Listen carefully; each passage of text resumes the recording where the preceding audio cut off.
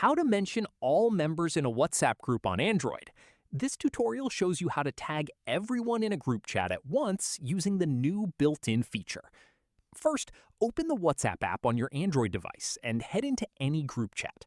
After that, tap on the message bar at the bottom to bring up your keyboard. From there, type the @ symbol, and you'll see a list of options pop up above the keyboard. At this point, you'll notice a new All Members option at the top of the list. This was added in a recent WhatsApp update and wasn't available before. In the next step, tap on All Members, and WhatsApp will instantly tag every single person in the group with just that one tap. Following this, before this feature existed, the only way to notify everyone was to manually type @ and select each member one by one, which was extremely time-consuming in large groups. Once done, type out whatever message you want to go along with the mention.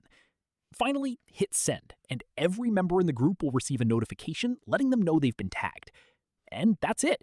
If this guide helped you mention all members in your WhatsApp group on your Android, give it a like, subscribe for more WhatsApp tutorials, and tap the bell icon for updates. See you in the next one.